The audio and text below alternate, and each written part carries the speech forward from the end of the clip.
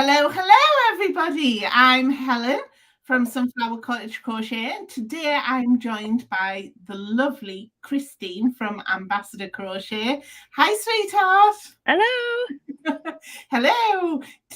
Kristine is today's featured designer in the Preemie Crochet Challenge with her, is it Ceilo? Is that how it's pronounced? Blanket? Cello? I think it's a French word for clouds. Okay. I believe. Lovely. Would you like to show everybody your design and talk us a little bit through it? I used I have one hand because I'm on my phone. I used the I call it the grit stitch because I've always called it the grit stitch. Nowadays it's more commonly known as the Suzette stitch, thicket stitch. They're all the same really. So that's the stitch I used. It's pretty easy stitch so that anybody can do it. And I used super bulky, I think it's actually a 5 weight, but it looks more like a 6, feels more like a 6. So it worked up really fast. So you can make a ton of them. I used one for this is like the 6 size, or lovey size. You can do it with one ball. So if you have like just random balls laying around, it's good for just using up your stash. Excellent. And it is suitable for beginner crocheters, this one, isn't it? Because it only uses, in US terms, a single and a double crochet. Yes. Excellent. And have you got a border around there, or is it just you don't So need... I did not do a border because I wrote the pattern with a border, but I did not make a border because I had one ball of this yarn. Okay. And so when I made it, when I made the original sample, I did not have another ball. So if you wanted to add the border, you would need slightly more than one ball. Okay. So yeah, that's why I wrote the border as optional, and I did put that in there that it would take more yarn. So. But I don't think it's bad. Like without a border, it looks pretty. It looks pretty, it looks pretty nice all the way around if you don't add the border. So no, it's cute, and I'm a firm believer that you don't always need a border around blankets as well. Yep, exactly. Sometimes just standing alone is just gorgeous. So yes. Awesome. So would you like to tell us a little bit about, because I think you've joined the Preemie Crochet Challenge every year for the last 5 years, haven't you? You've been there since the beginning. Thank you, sweetheart. I've been there from the beginning. You have. So what keeps you coming back for the challenge? What do you enjoy about it? So some people might know this. Some people that have been around my page for a while might know this. But my very first pattern that I ever wrote, now I've been designing since 2007. My very first pattern was a preemie pattern. And that's how I started my business, my design business. A friend of mine had a baby, a premature baby. And back then there was no internet. That's how old I am. And so I couldn't find a pattern that I liked. And I went to store after store after store looking for a book with a pattern. And finally, I didn't know what I wanted, but I knew what I didn't want. And so I just decided to try and make something myself. And so that's kind of why preemies were my driving force for a little while because of that. And so I just like support now, all these years later, I just still like supporting that cause. It's kind of reminds me of why I am where I am. Yeah. Okay. Excellent. And was that preemie baby one of yours, or was it a friend's? Or... It was a friend's, yeah. And he is now, I don't know, I can't do the math. 17 maybe? I think 17 years old. So yeah. Yep. Excellent. Okay, so would you like to tell us a little bit more about you and about Ambassador Crochet? About me. I have 6 kids. Like I said, I've been doing this for a long time, and I love it.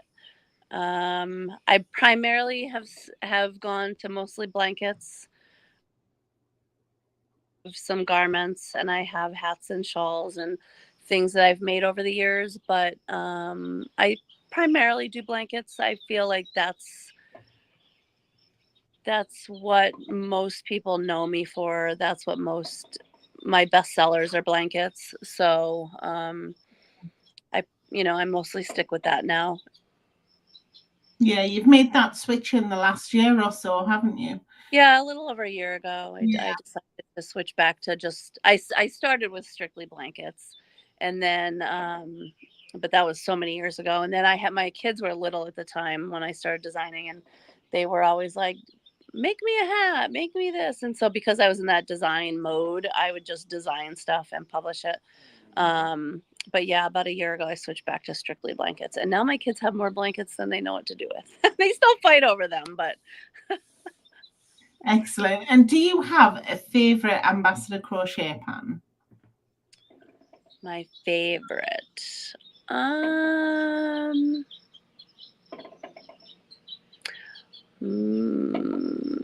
know you're probably more well known for your American flag pattern, aren't you? I am. That was my bestseller for probably 4 or 5 years. It's still up there. It still sells a lot.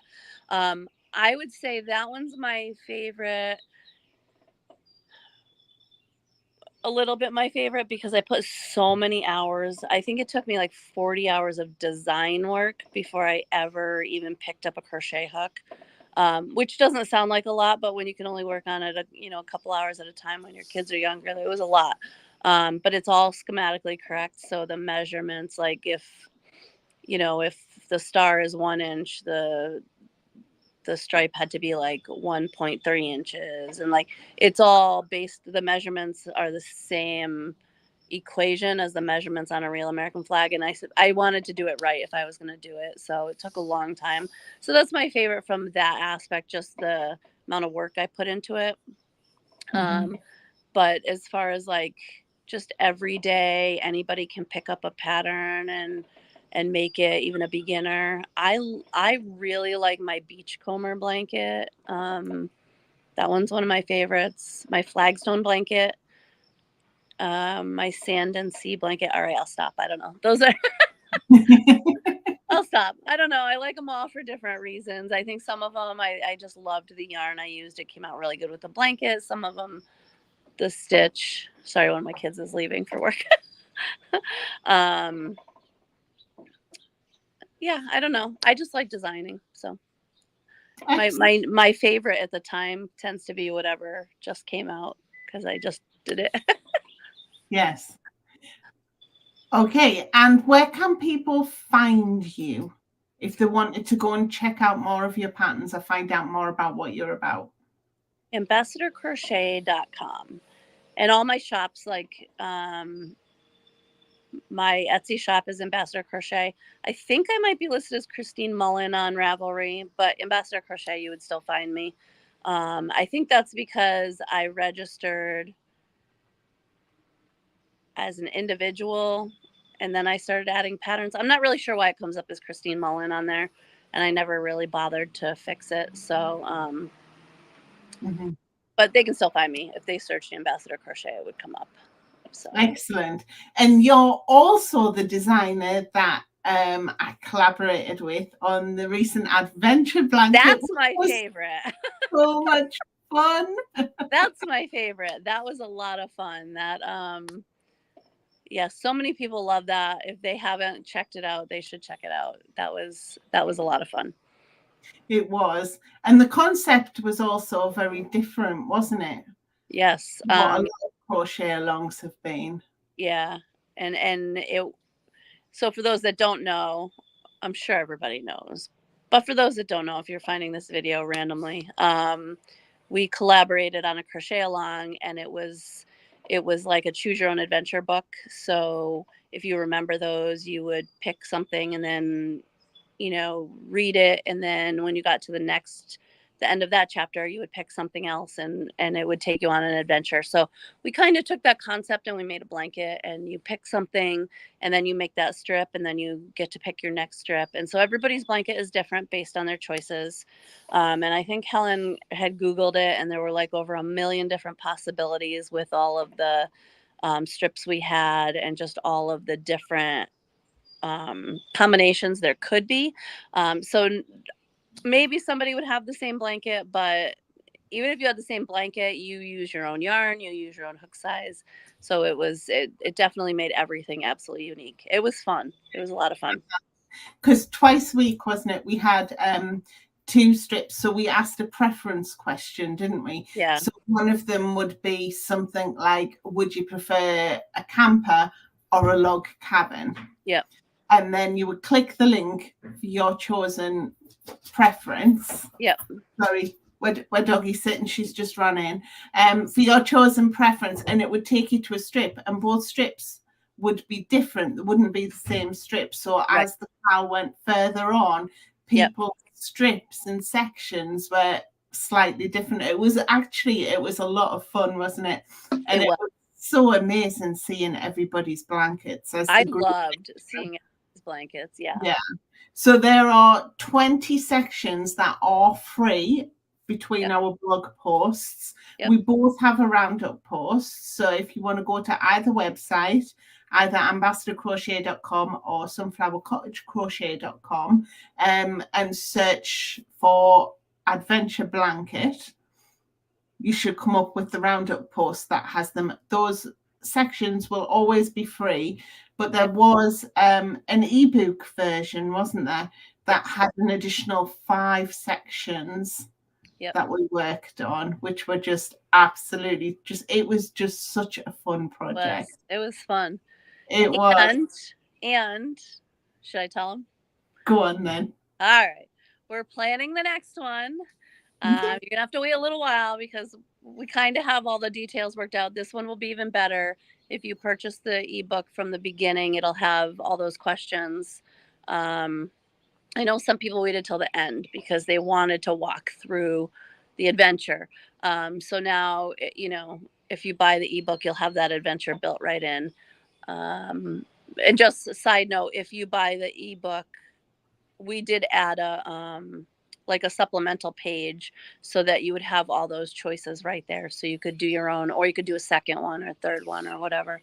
But the next one will have a different theme.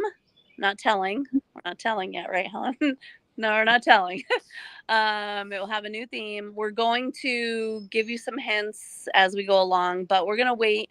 Fall tends to be really Christmas related, gift making related, and we don't want to interfere with that. So, we're going to work around that for everybody, but the next one will be just as awesome, if not better.